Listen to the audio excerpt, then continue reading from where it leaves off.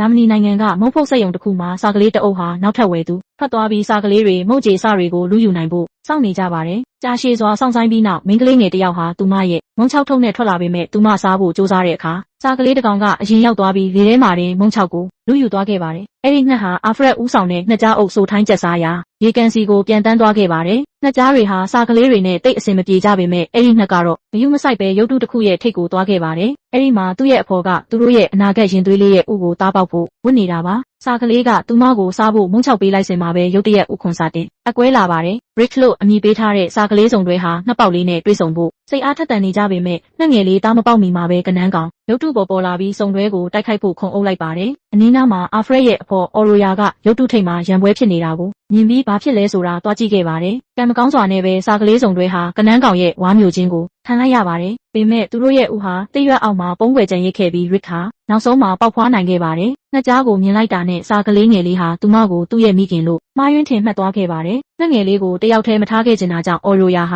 တိရွက်တွေနဲ့ချင်းတောင်းတစ်ခုလုပ်ပြီးသူ့ကိုသူမရဲ့အတိုက်စီခေါ်ဆောင်သွားခဲ့ပါတယ်။အဲ့ဒီကိုရောက်တာနဲ့သူမရဲ့ငှက်ပေါက်မတ်နဲ့စာကလေးမွေးမြူရေးအယူအဆကိုမကြိုက်တဲ့သူမရဲ့ခင်ပွန်းအာဖရက်တိုစီမိသားစုဝင်တစ်ကိုမိတ်ဆက်ပေးခဲ့ပါတယ်။ဒါပေမဲ့အော်ရိုရာနဲ့မတ်တို့ရဲ့အတင်းကျပ်တောင်းဆိုမှုကြောင့်အာဖရက်ဟာသူစိတ်ပြောင်းသွားပြီးစောင်းဥရာသီကုံဆုံးချိန်ထိစာကလေးကိုပြုစုစောင့်ရှောက်ဖို့ဆုံးဖြတ်ခဲ့ပါတယ်။လမ်းများကုန်လွန်သွားပြီး Rick ဟာမိသားစုနဲ့အတူငှက်ကြားတွေရဲ့အလေးထားတွေကိုတင်ယူရင်းနည်းနည်းစီကြီးပြင်းလာခဲ့ပါတယ်။အရာအားလုံးအေးချမ်းနေပေမဲ့စောင်းဥရာသီရောက်ရှိလာခဲ့ပြီးဒါဟာငှက်ကြားတွေဒေသပြောင်းရွှေ့ရမယ့်အချိန်ဖြစ်ပါတယ်။ အော်ရိုရာနဲ့မတ်တို့ဟာဒီနေ့ရောက်လာမှာကိုကြောက်ရွံ့နေကြပြီး Rick ကိုပါခေါ်သွားဖို့အာဖရက်ကိုစီးယုံဖို့စူးစမ်းကြပေမဲ့စာကလေးတစ်ကောင်ဟာအဲ့ဒီလိုရှည်လျားတဲ့ခရီးကိုလိုက်ပါနိုင်မှာမဟုတ်ဘူးဆိုတာကိုသူသိပါတယ်။ဒေသမပြောင်းရွှေ့မီ Rick နဲ့မတ်တို့ဟာတစ်တော်တဲ့ပြန်တန်းရင်ပျော်ရွှင်နေကြပါတယ်။တင်းငယ်တော်လဲစာကလေးဟာစိတ်ဆွဲမဖွယ်ကောင်းတဲ့အချိန်နဲ့ပြန်တန်းနိုင်ခဲ့ပါတယ်။အဲ့ဒီနောက်ကောင်းကင်ရဲ့အမြင့်ဆုံးနေရာကိုရောက်ဖို့သူ့ကိုယ်သူစိန်ခေါ်ခဲ့ပေမဲ့ပြင်းထန်တဲ့လေတိုက်ခတ်မှုကြောင့်ဟန်ချက်ပြတ်သွားပြီးသူ့အကိုကမကယ်တင်မီထိစတင်ပြုတ်ကျခဲ့ပါတယ်။အဲ့ဒီပြိုင်ပွဲအပြီးမှာနှစ်ယောက်သားသူတို့အဖေရဲ့ခေါ်တံကိုကြားရပြီး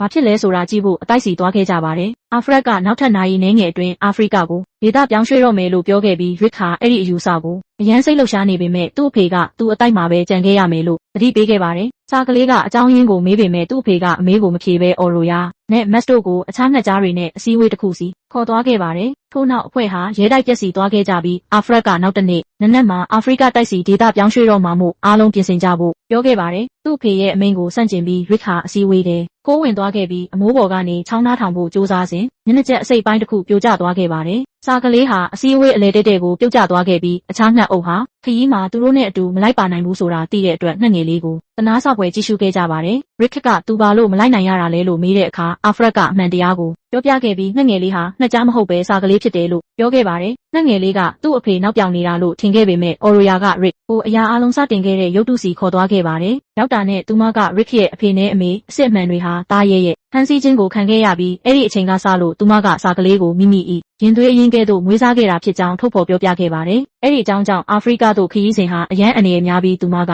Rick ကိုတစ်တော်ထဲမှာစောင့်ဆိုင်နေဖို့တောင်းဆိုခဲ့ပါတယ်။သို့တော် Rick ဟာဒါကိုပုံကန်ခဲ့ပြီးငှက်ကြားတွေနဲ့အတူဒေသပြောင်းရွှေ့နိုင်နေဆိုတာတက်သေးပြဖို့အချိန်ပြည့်နဲ့ပြန်တန်းသွားခဲ့ပါတယ်။လေထဲမှာပြန်တန်းနေတဲ့ဘဲအုပ်ထက်ပင်မြန်အောင်ပြန်တန်းနိုင်ခဲ့ပြီးအဲ့ဒီနောက်မှာတော့မိသားစုနဲ့အတူအာဖရိကကိုသွားနိုင်နေဆိုတာယုံကြည်မှုရှိစွာအတိုက်စီပြန်လာခဲ့ပါတယ်။အယုံတက်ချိန်မှာအာဖရက်ဟာ Rick မနိုးမီခရီးစဉ်ကိုတိတ်တဆိတ်ဆက်သွားဖို့မိသားစုကိုခေါ်လိုက်ပါတယ်။ Max ကသူ့အကိုကိုနှုတ်ဆက်ခဲ့ပြီးအော်ရိုယာကသူ့ကိုမထားခဲ့ခြင်းပေမဲ့ Rick ကိုအေးဒဏ်ကကာကွယ်ဖို့တရွက်သေးသေးလေးတရွက်လွှမ်းပေးခဲ့ပါတယ်။နောက်ဆုံးမှာတော့ပြင်းထန်တဲ့မုန်တိုင်းစတင်တိုက်ခတ်ချိန်မှာပဲငှက်ကြားတွေဟာကောင်းကင်စီပြန်တန်းသွားခဲ့ကြပါတယ်။မိုးရေစက်တွေကြောင့် Rick နိုးလာပြီးမိသားစုထွက်ခွာသွားတာကိုမြင်လိုက်ရတာကြောင့်သူတို့နဲ့မိအောင်အမြန်ဆုံးပြန်တန်းခဲ့ပါတယ်။ထိုစဉ်အာဖရက်နဲ့အခြားငှက်တွေဟာတိမ်တွေထဲပျောက်ကွယ်သွားခဲ့ပြီးပြင်းထန်တဲ့လေတိုက်ခတ်မှုကြောင့် Rick ကိုဝေးကွာသွားစေကတစ်တော်လေစီပြုတ်ကျသွားခဲ့ပါတယ်။နာရီနှဲငယ်ကြာပြီးနောက်သေးငယ်တဲ့စာကလေးဟာညလေရန်မှာအိုကာလို့အမည်ရတဲ့ဇီးကွက်ပလေးတစ်ကောင်ကြောင့်နိုးလာခဲ့ပါတယ်။သူမကသူ့ကိုသူမရဲ့တငယ်ချင်းအိုလက်နဲ့မိတ်ဆက်ပေးခဲ့ပေမဲ့ Rick ကသူ့ကိုမမြင်ရဘဲသူဟာအိုကာရဲ့စိတ်ကူးရင်မှုတစ်ခုမျှသာဖြစ်ကြောင်းစုံစမ်းသိရှိခဲ့ပါတယ်။ဇီးကွက်က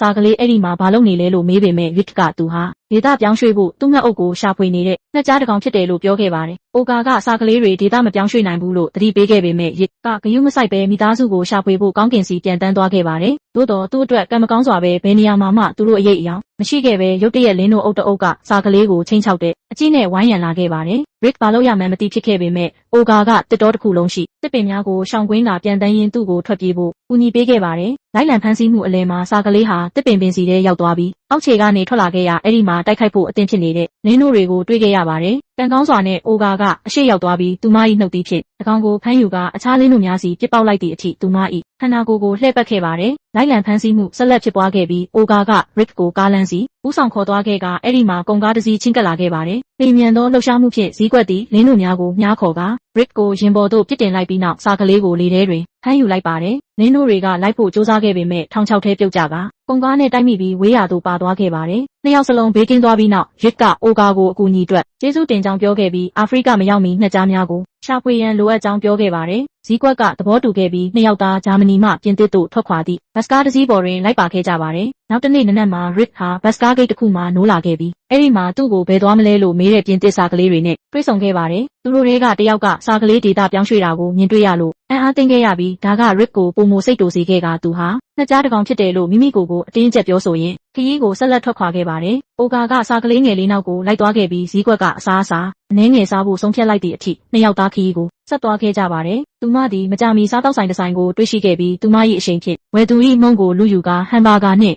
အာလူးကြော်များဖြင့်ဝမ်းပိုက်ကိုဖြည့်တင်းရန်ပါကင်ထိုးထားသောနေရာတွင်စဉ်းစားခဲ့ပါတယ်။အရာအလုံးစားပြီးနောက်နှစ်ယောက်သားနှစ်ကြားတွေကိုရှာဖို့စူးစမ်းစဉ်လျှက်စစ်ကြိုးပေါ်မှာခိုသုံးကောင်ကိုတွေ့လိုက်ရပါတယ်။အဲ့ဒီငှက်တွေဟာကြိုးကနေတဆင့်အင်တာနက်ချိတ်ဆက်နိုင်ခဲ့ပြီးပုံရက်ပေါ်ရှိရရှိနိုင်သောမြည်သည့်အချက်လက်ကိုမဆိုဝင်ရောက်ကြည့်ရှုနိုင်ခဲ့ကြပါတယ်။အိုဂါကစမ်းသပ်မှုတစ်ခုပြုလုပ်ရန်ဆုံးဖြတ်ခဲ့ပြီးလျှက်စစ်ကြိုးကိုထိလိုက်သည်နှင့်လျှက်စစ်ရှော့ကြောင့်အင်တာနက်တစ်ခွင်မှအချက်လက်များကိုလက်ခံရရှိစေခဲ့ပါတယ်။ဒါတွေကြောင့်ဈေးကွက်ဟာနှစ်ကြားတွေရဲ့ခရီးစဉ်အကြောင်းစောင်းပါးတစ်ပုဒ်ကိုတွေ့ရှိခဲ့ပြီးဂျီဘရော်ရာရှိသူတို့၏အနားယူစခန်းအပါအဝင်သူတို့ပုံမှန်သွားလေးရှိသောလမ်းကြောင်းကိုဖော်ပြထားပါတယ်။ဈေးကွက်ကအဲ့ဒီကိုဘယ်လိုသွားရမလဲသိတယ်လို့ပြောခဲ့ပြီးနှစ်ယောက်သားအတူတကွထွက်ခွာခဲ့ကြပေမဲ့နာရီပေါင်းများစွာပြန်တန်းပြီးနောက်မှာသူတို့မရောက်နေမှန်းမသိဖြစ်ခဲ့ကြပါတယ်။ထို့နောက်အိုဂါကယထာဘူရာယုံတစ်ခုမှာရပ်နားဖို့ဆုံးဖြတ်ခဲ့ပေမဲ့ရစ်ခစ်ကသူတို့အချိန်တွေကိုဖြုံးတီးပြစ်မှုအတွက်ဈေးကွက်ကိုအပြစ်တင်လာဒေါသထွက်ခဲ့ပါတယ်။မြင်းခုန်နေစဉ်အတွင်းကီကီလို့အမည်ရတဲ့ကြက်တူရွေးတစ်ကောင်ကအရာအလုံးကိုကြားသွားခဲ့ပြီးသူ့လောင်အိမ်ထဲကထွက်ပြေးဖို့အခွင့်အရေးကိုမြင်တွေ့ခဲ့ပါတယ်။အဲဒီနောက်သူကဘူတာယုံဘားစီနှစ်ယောက်စလုံးကိုခေါ်လိုက်ပြီးဂျီဘရော်လာ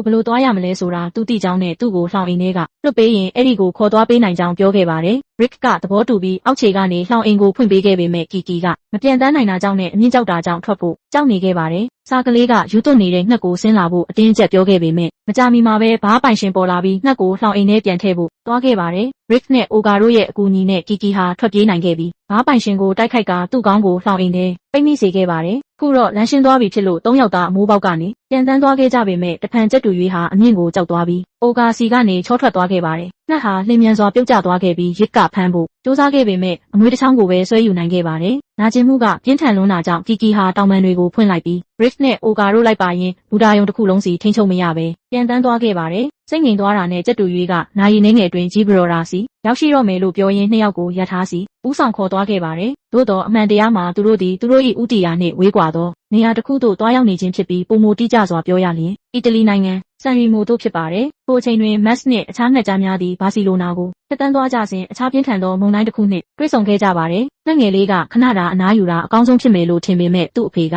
သူတို့ပုံမှန်လမ်းကြောင်းအတိုင်းလိုက်ပြီးဆက်လက်ပြန်တန်းတင်တယ်လို့ပြောခဲ့ပါတယ်။မက်စ်ဟာသူ့အဖေ၏ဆုံးဖြတ်ချက်များကိုစိတ်ပြတ်ခဲ့ပြီးအော်ရိုယာကဲ့သို့ပင်ရစ်ကိုလွမ်းဆွနေကအခုအဲ့ဒီစာကလေးဘယ်မှာရှိနေနိုင်မလဲဆိုတာမသိခဲ့ပါ။ဝေးကွာသောနေရာတွင်စာကလေးသည်ယထာ၏ကုန်စီခန်းထဲတွင်ပုံအောင်ကအိုဂါနှင့်ကီကီတို့ကိုအကြောင်းအရာတစ်ခုလုံးပြောပြခဲ့ပါတယ်။ကျက်တူရွေးသည်စိတ်လှုပ်ရှားသွားပြီးအဆိုတော်တယောက်ဖြစ်ခြင်းသည်သူ၏အိမ်မက်ကြောင့်အခြားသူများနှင့်မတူသည့်အတွက်သူ့ကိုလည်းငင်းပယ်ခြင်းခံခဲ့ရကြောင်းပြောခဲ့ပါတယ်။အိုဂါသည်ဈေးကွက်ပတကောင်ဖြစ်တော်လဲသူမ၏ငှက်အုပ်ရှိအခြားဈေးကွက်များထက်အလွန်ကြီးမားနေသဖြင့်ပုံမိုဆိုးရွားသောငင်းပယ်ခံရမှုမျိုးကိုကြုံတွေ့ခဲ့ရပါတယ်။သူမ၏အလေးချိန်ကြောင့်တစ်ပင်ပင်စီများကိုစုပ်ကင်ထားနိုင်ခြင်းမရှိသလိုအရွယ်စားကြောင့်လည်းဈေးကွက်တွင်းများတဲ့သို့မဝင်ရောက်နိုင်ခဲ့ပါ။အချိန်ကြာလာသည်နှင့်အမျှအိုဂါသည်ဈေးကွက်များကြားတွင်လောင်ပြောင်စရာဖြစ်လာခဲ့ပြီးအိုလက်မပေါ်လာမီအထိသူမသည်အမြဲတမ်းအလွန်တယောက်တည်းဖြစ်နေသည်ဟုခံစားခဲ့ရပါတယ်။အဆုံးမှာတော့သူမရဲ့စိတ်ကူးရင်တငယ်ချင်းဟာဈေးကွက်အတွက်တယောက်တည်းဖြစ်မှုနဲ့စွန့်ပစ်ခံရမှုကိုကြော်လွှားဖို့တခုတည်းသောနည်းလမ်းဖြစ်ခဲ့ပါတယ်။ဒါကိုသိလိုက်ရတဲ့အခါရစ်ဟာအိုဂါဒီလိုပြုမှုရတဲ့အကြောင်းရင်းကိုနောက်ဆုံးမှာနားလည်သွားခဲ့ပြီးအိတ်ချိန်ရောက်တဲ့အခါသူမတယောက်တည်းမဟုတ်ဘူးလို့ပြောတဲ့အမူအရာအဖြစ်ဈေးကွက်ပေါ်ကောင်းမိလိုက်ပါတယ်။အိုဂါကအဲ့ဒီအတွက်ဝမ်းသာသွားခဲ့ပြီးကီကီကတော့တငယ်ချင်းအစ်စ်တွေကိုလှည့်စားခဲ့မိတဲ့အတွက်အပြစ်ရှိသလိုခံစားရရင်တယောက်တည်း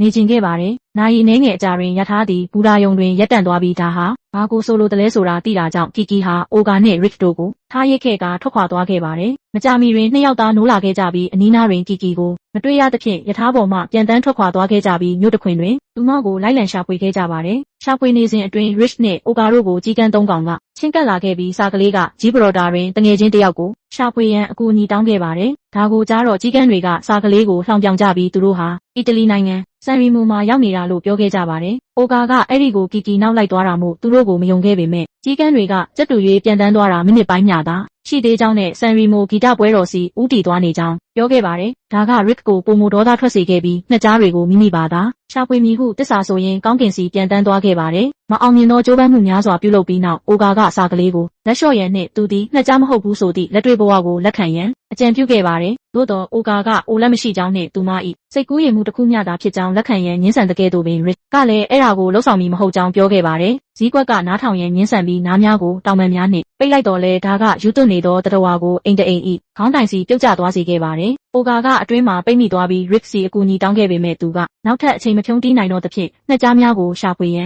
်ထွက်ခွာသွားခဲ့ပါတယ်။ထိုအချိန်တွင်ကီကီသည်ဂီတပွဲတော်သို့နောက်ဆုံးတွင်ရောက်ရှိလာခဲ့ပြီးသူ့တငယ်ချင်းများအတွက်အပြစ်ရှိသလိုခံစားနေရတော့လဲသူ၏အိမ်မက်ကိုဖြည့်ဆည်းရန်ဆက်လက်လှုပ်ဆောင်ခဲ့ပါတယ်။စရင်သွင်းပြီးနောက်သူသည်သူ၏ဖျော်ဖြေမှုအတွက်တခြင်းကိုရွေးချယ်ပြီးဖြစ်သဖြင့်အဝတ်လဲခန်းတွင်ပြင်ဆင်ရန်သွားခဲ့ပါတယ်။နောက်ဆုံးတွင်ပြိုင်ပွဲဝင်များသည်စင်ပေါ်သို့စတင်ဝင်ရောက်လာကြတော့လဲကီကီအလှည့်ရောက်သောအခါကြက်တူရွေးတစ်ကောင်ကရှေ့သို့တက်လာပြီးတိုက်ဆိုင်စွာပင်သူရွေးချယ်ထားသောတခြင်းအတိုင်းတီဆိုကပြခဲ့ပါတယ်။အံ့အားသင့်စရာအစိတ်ပိုင်းမရှိတော့သဖြင့်ရစ်ကမိမိကိုမိတ်ဆက်ရန်အဓိပ္ပာယ်မရှိဟုယုံကြည်ကသူ၏အိမ်မက်ပြီးဆုံးသွားပြီဟုယုံကြည်ရင်းထွက်ခွာသွားခဲ့ပါတယ်။မြို့၏အခြားတနေရာတွင် Rick သည်အမိုးတစ်ခုပေါ်ရှိနှစ်ကြား၏အတိုက်ကိုမတွေ့မီအထိတယောက်တည်းဆက်လက်ပြန်တန်းနေခဲ့ပါတယ်။စာကလေးသည်ရင်း၏မိသားစုကိုတွေ့ရှိရန်မျှော်လင့်ချက်ရှိခဲ့တော်လဲရောက်ရှိလာသောအခါနှစ်ကြားအမွေတစ်ချောင်းပါသောဗလာချင်းနေသည့်အတိုက်ကိုသာတွေ့ရှိခဲ့ပါတယ်။ဘာလို့ရမှန်းမသိတော့သဖြင့် Rick သည်မိုးကုတ်ဆက်ဝိုင်းသို့ကြည့်လိုက်ရာပင်လယ်သည်အဝေးသို့ကျယ်ပြန့်နေပြီးအာဖရိကသည်အနီးနားတနေရာတွင်ရှိနေသည်ကိုတွေ့လိုက်ရပါတယ်။အန္တရာယ်များရှိတော်လဲသူသည်အကူအညီမပါဘဲခရီးဆက်ရန်ဆုံးဖြတ်ခဲ့တော်လဲပြန်တန်းရန်မြင့်မားသောနေရာတစ်ခုလိုအပ်ခဲ့ပါတယ်။ထို့နောက်စာကလေးသည်အာဖရိကတိုက်စီသို့သူ၏ခရီးကိုစတင်ရန်ပင်လယ်ပြင်နှင့်မျက်နှာချင်းဆိုင်တောင်စီသို့ပြန်တန်းသွားခဲ့ပါတယ်။ထိုစဉ်ကီကီသည်ခဏတာအနားယူရန်သင်္ဘော၏ဘောဒီပေါ်သို့မဆင်းမီအထိအဓိပ္ပာယ်မရှိဘဲပြန်တန်းနေခဲ့ပါတယ်။မကြာမီတွင်ဝင်ပိုတငယ်ချင်းနှစ်ယောက်ကတောင်ပေါ်သို့တက်နေသည့်စာကလေးငယ်၏တတိကိုအံ့အားသင့်မိကြောင်းပြောရင်းအနီးနားတွင်စကားစမြည်ပြောဆိုနေကြပါတယ်။ဒါကိုကြားတော့ကီကီက Rick ကိုတတိယသွားပြီးအာဖရိကသို့ခရီးသွားရန်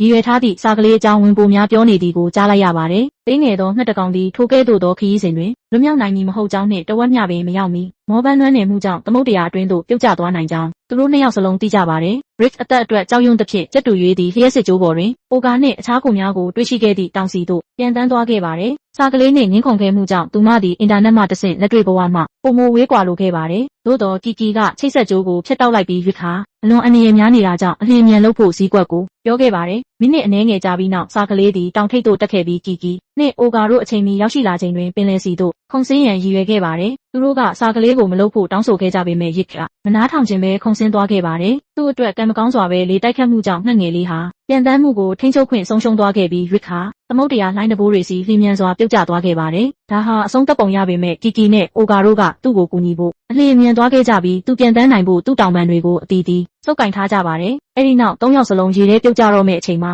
ပြန်တန်းသွားခဲ့ကြပြီးမိုးကုတ်ဆက်ဝိုင်းမှာနေအောင်ကြီးလင်းလက်နေတဲ့ကောင်းကင်စီအတူတကွပြန်တန်းနိုင်ခဲ့ကြပါတယ်။နှစ်ကြားတွေလိုတော်လက်မှုမရှိပေမဲ့၃ယောက်စလုံးဟာအခက်အခဲမရှိပြန်တန်းနိုင်ခဲ့ကြပြီး Rick ကသူ့အသက်ကိုကယ်တင်ပေးခဲ့တဲ့တငယ်ချင်းတွေကိုကျေးဇူးတင်ခဲ့ပါတယ်။ခုတော့သမုဒ္ဒရာအလဲရောက်နေပြီဖြစ်လို့ Oga နဲ့ကီကီတို့ဟာစာကလေးနဲ့အတူအာဖရိကကိုလိုက်ပါသွားဖို့ဆုံးဖြတ်ခဲ့ကြပြီးညနေသည့်အထိခရီးကိုဆက်သွားခဲ့ကြပါတယ်။၃ယောက်စလုံးကျဲတပွင့်ရဲ့အလင်းရောင်နဲ့တူတဲ့အဝေးကအလင်းရောင်တစ်ခုကိုမတွေ့မီအထိခရီးစဉ်ဟာအဖြစ်ပြက်မရှိပဲဆက်လက်ဖြစ်ပွားခဲ့ပါတယ်။သို့တော်သူမ၏စုရဲသောအမြင်အာရုံကြောင့် Oga ကဒါဟာသူတို့စီအရှိန်မြင့်မြင့်နဲ့လာနေတဲ့လေရင်တစ်စီးဖြစ်တယ်ဆိုတာကိုသိရှိခဲ့ပါတယ်။လေရင်မှုကလမ်းလယ်မှာတစ်ခုခုကိုတွေးလိုက်ရပြီး Rick နဲ့သူ့တငယ်ချင်းတွေကလေရင်ပေါ်ကနေပြန်တန်းဖို့ကြိုးစားရင်းရှောင်းကွင်းနဲ့မလွဲမသွေလှုပ်ရှားမှုကိုပြုလုပ်ခဲ့ပါတယ်။သို့တော်လေရင်ရဲ့အမီးပိုင်းကြောင့်၃ယောက်စလုံးခွဲခွာသွားခဲ့ရပြီး Oga ဟာဝေးရာသို့လွင့်စင်သွားခဲ့ရကရိုက်ခတ်မှုကြောင့်သူမကိုတတိလစ်သွားစေခဲ့ပါတယ်။ Rick နဲ့ Kiki တို့ကသူမစီပြန်တန်းသွားခဲ့ကြပြီးခွန်အားတွေကိုပေါင်းဆက်က Oga ကိုတည်ဆောင်ဖို့ကြိုးစားခဲ့ကြပေမဲ့လုံလောက်တဲ့ခွန်အားမရှိဘဲလျင်မြန်စွာဆက်လက်ပြုတ်ကျသွားခဲ့ပါတယ်။ကံကောင်းစွာနဲ့သူတို့ဟာပင်လယ်ကူးသင်္ဘောတစ်စီးဖြတ်တန်းသွားတာကိုတွေ့လိုက်ရပြီးကြီးစွာသောကြိုးစားမှုဖြင့်နှစ်ယောက်သား Oga ကိုတည်ဆောင်က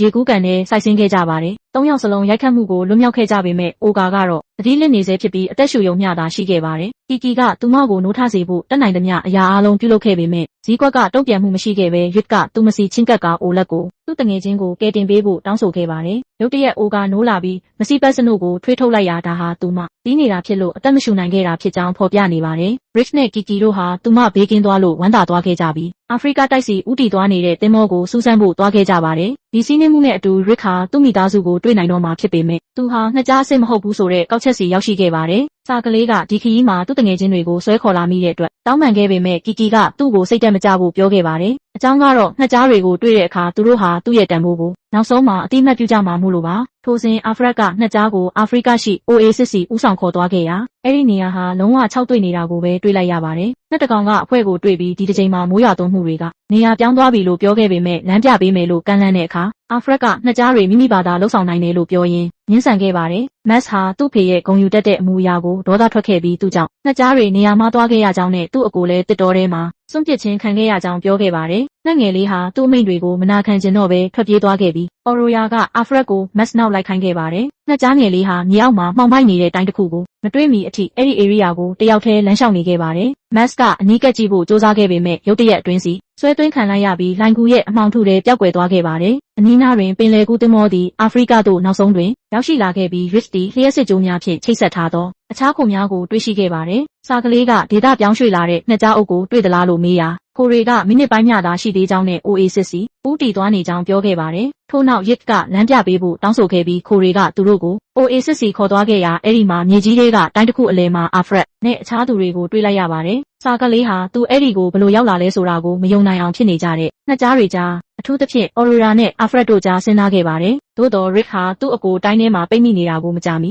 စုံစမ်းသိရှိခဲ့ရပြီးအဲ့ဒီနေရာမှာတောဝက်ဝင်တကောင်ကျက်စားနေပါတယ်။အရွယ်အစားကြောင့်နှစ်ကြားကြီးတွေဟာတိုင်းကိုဖျက်ဆီးသွားလို့မရတာကြောင့်စာကလေးဟာ Oga နဲ့ Kiki တို့နဲ့အတူသူ့အကိုကိုတွားရောက်ကယ်တင်ဖို့ဆုံးဖြတ်ခဲ့ပါတယ်။နောက်ဆုံးမှာတော့ Afret ဟာသူမွေးစားထားတဲ့နှစ်ပေါက်ရဲ့တန်ဖိုးကိုသိရှိသွားခဲ့ပြီးသူ့ရဲ့တတိကိုဂုဏ်ယူရုံမျှမက Max ကိုရှာဖွေရမှာကံကောင်းပါစေလို့ဆုတောင်းပေးခဲ့ပါတယ်။စာကလေးကသူ့ကိုပြန်ခေါ်လာမယ်လို့ကတိပေးခဲ့ပြီးတငယ်ချင်းတွေနဲ့အတူဝက်ဝံရဲ့တိုင်းထဲဝင်သွားခဲ့ကြရာဈေးကွက်ကအမြင်အာရုံကြောင့်အမှောင်ထဲမှာမြင်နိုင်ခဲ့ပါတယ်။သူတို့လိုင်ကူထဲပုံမနဲ့ဆိုင်စွာဝင်ရောက်သွားကြစဉ်လမ်းကြောင်းဟာတိုင်းများပြားစီခွဲထွက်သွားခဲ့ပြီး၃ယောက်စလုံးနှစ်ကြားငယ်ကိုပုံမမြန်ဆန်စွာရှာဖွေနိုင်ဖို့ခွဲထွက်ခဲ့ကြပါတယ်။ Rick ကအရှိစီသွားခဲ့ပြီးရှေလျားတဲ့တိုင်းကိုဖျက်ဆီးပြီးနောက် Max ကိုတွေ့ရှိခဲ့ကအသက်ရှင်နေသေးတာကိုတွေ့ရလို့ဝမ်းသာသွားခဲ့ပါတယ်။ပေမဲ့ Kiki အလှည့်ရောက်တဲ့အခါပင့်ကူပေါင်းများစွာကိုမြင်ပြီးထိတ်လန့်သွားကလိုင်ကူတစ်ခုလုံးစီအော်ဟစ်ပြေးလွှားခဲ့ပါတယ်။အတန်းကြောင့်ဝက်ဝင်ရောက်လာခဲ့ပြီးအဖွဲ့ဟာထွက်ပေါက်စီပြေးခဲ့ကြပေမဲ့ကားရဲကလမ်းကိုပိတ်ဆို့ထားပြီး Kiki ကိုတိုက်ခိုက်ဖို့ခုံအုပ်လိုက်ပါတယ်။ Rick ကသူ့တငယ်ချင်းကိုတွန်းထုတ်ကကယ်တင်ခဲ့ပေမဲ့စာကလေးရဲ့ခြေထောက်ဟာကြောက်တုံးတစ်ခုမှညှိသွားခဲ့ပြီးဝက်ဝင်အတွက်လွယ်ကူတဲ့ပြစ်မှတ်ဖြစ်သွားစေခဲ့ပါတယ်။အဲဒီနောက် Nicky ကကျေးဇူးဆက်ခဲ့ပြီးလိုင်ကူလဲမှာတချင်းစတင်တီဆိုခဲ့ရာသူမ၏အတန်သည်ဝက်ဝင်ကိုဆွဲဆောင်သွားခဲ့ပြီးဂီတ၏စိတ်သက်သာအတိုင်းကပြစေခဲ့ပါတယ်။ဒီအာယုံလွှဲမှုကြောင့် Rick ဟာကြောက်တုံးကနေလွတ်မြောက်အောင်လုပ်နိုင်ခဲ့ပေမဲ့ဝက်ဝင်က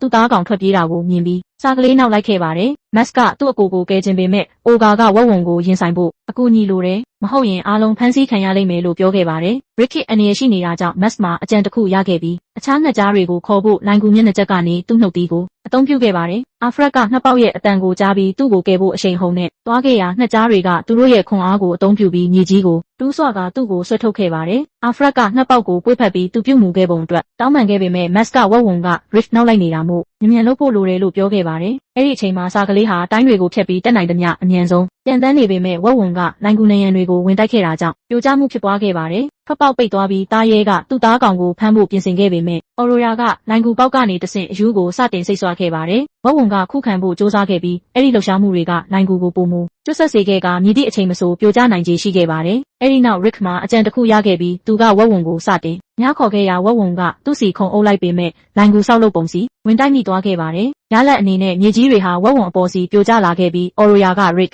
ကိုထွက်သွားဖို့ပြောခဲ့ပေမဲ့စာကလေးဟာကြောက်တုံးတွေနဲ့ဖုံမှုန့်တွေကြားပျောက်ကွယ်သွားခဲ့ပါတယ်။နှစ်ကြားအုပ်ကသူ့ကိုရှာဖို့စ조사ခဲ့ပေမဲ့ရစ်ခီရဲ့အရေးအယောင်များမရှိခဲ့ပဲစာကလေးငယ်လေးဟာအချိန်မီမလွတ်မြောက်နိုင်ခဲ့ဘူးလို့အားလုံးကြောက်ရွံ့နေခဲ့ကြပါတယ်။သို့တော်မကြမီမှာပဲအယိုးတစ်ခုကမြေကြီးအလယ်မှာအပေါက်တစ်ခုဖြစ်စေခဲ့ပြီး Rick ဟာဝက်ဝင်နဲ့ရင်ဆိုင်မှုကနေလွတ်မြောက်ကအဲ့ဒီကနေထွက်ပေါ်လာခဲ့ပါတယ်။စာကလေးအသက်ရှင်နေတာကိုတွေ့ရလို့အားလုံးတက်ပြင်းချနိုင်ခဲ့ကြပြီး Afret ကဒီအချိန်အတွင်းသူ့ကိုတန်တရားဝင်ခဲ့မိတဲ့အတွက်နှစ်ပေါက်ကိုတောင်းပန်ခဲ့ပါတယ်။နှစ်ကြားကောင်းဆောင်ကသူ့ကိုဘယ်တော့မှထပ်ပြီးစွန့်ပစ်တော့မှာမဟုတ်ဘူးလို့ကတိပေးခဲ့ပြီးစာကလေးဖြစ်စေနှစ်ကြားဖြစ်စေ Rick ဟာနှစ်အုပ်မှာအမြဲတမ်းသူ့နေရာ ရှိနေမှာဖြစ်ပါတယ်။နောက်ဆုံးမှာတော့အာဖရက်ကသူမွေးစားထားတဲ့ငှက်ပေါက်ကိုအာဖရိကတိုက်ရှိသူတို့ရဲ့ယာယီအိမ်စီအဖွဲ့ကိုဦးဆောင်ခေါ်သွားခွင့်ပေးခဲ့ပါတယ်။ထို့နောက်အားလုံးနေရာယူထားစဉ်ရစ်တီကောင်းကင်စီပြန်တန်းသွားခဲ့ပြီးအိမ်တို့ပြန်ပြီးနောက်ထပ်ဒေသပြောင်းရွှေ့ခြင်းမရောက်မီအထိငြိမ်းချမ်းစွာနေထိုင်နိုင်သည့်ကြီးမားသောရေကန်ကြီးစီတို့သူ၏မိသားစုနှင့်တငယ်ချင်းများကိုဦးဆောင်ခေါ်သွားခဲ့ပါတယ်။ကဲဒီရုပ်ရှင်လေးကိုဘယ်လိုထင်လဲအောက်ကကွန်မန့်မှာရေးခဲ့ပေးပါဦးနော်။ဗီဒီယိုလေးကိုကြိုက်နှစ်သက်တယ်ဆိုရင်နောက်ထပ်ရုပ်ရှင်အနှစ်ချုပ်ဗီဒီယိုတွေအတွက် like နဲ့ subscribe လုပ်ပေးခဲ့ဖို့တောင်းဆိုပါတယ်။နောက်တစ်ချိန်မှာပြန်တွေ့ကြပါမယ်။